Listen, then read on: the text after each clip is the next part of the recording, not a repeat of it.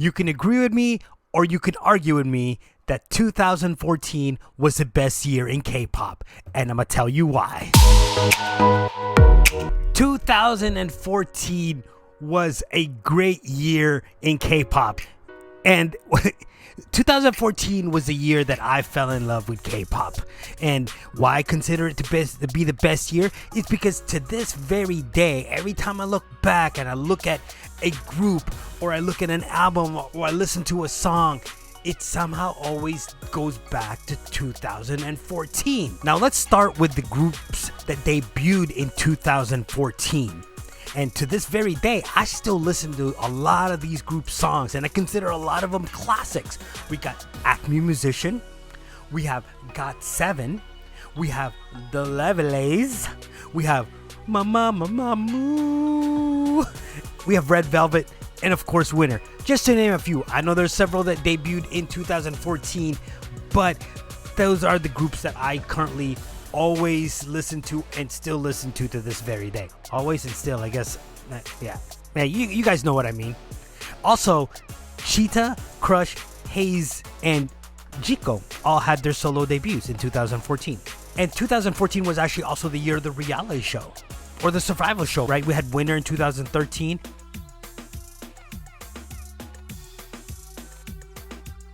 And in 2014, we had IKON in Mix and Match.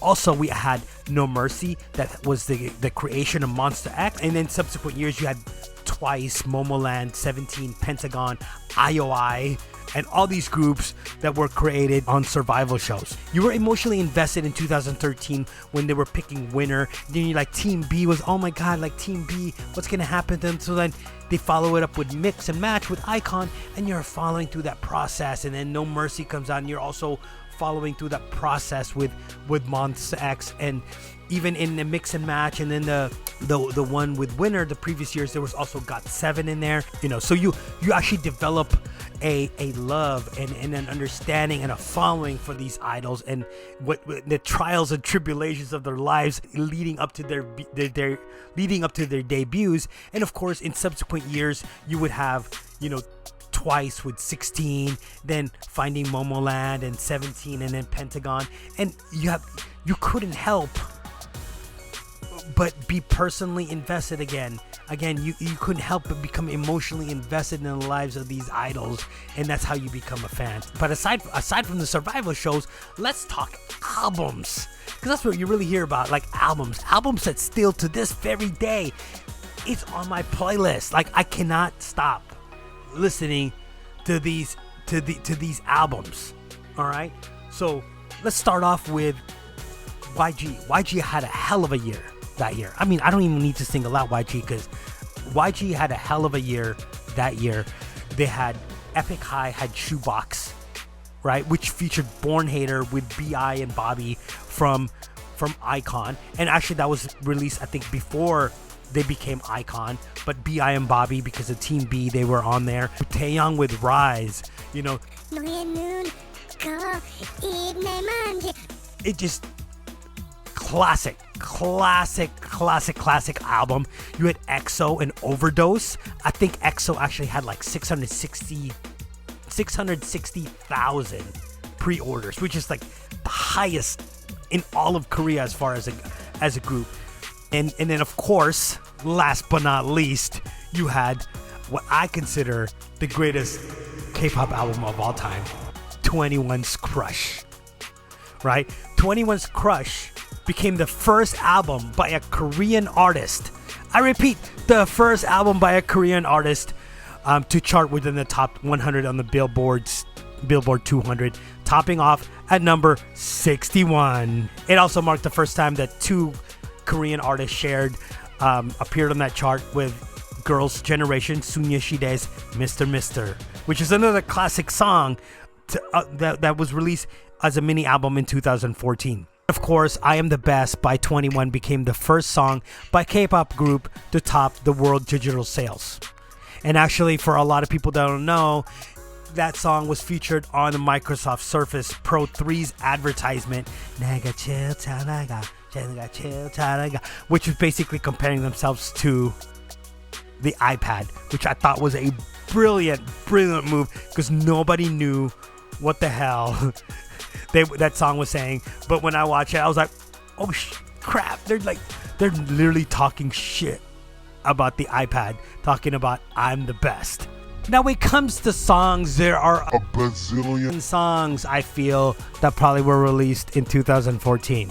But the ones that currently dominate my playlist and I play all the time is of course the one and only B2B Beep Beep.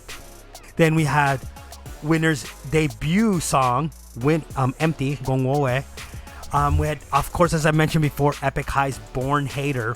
We had GD and Taeyang actually had an album with I Am a Good Boy.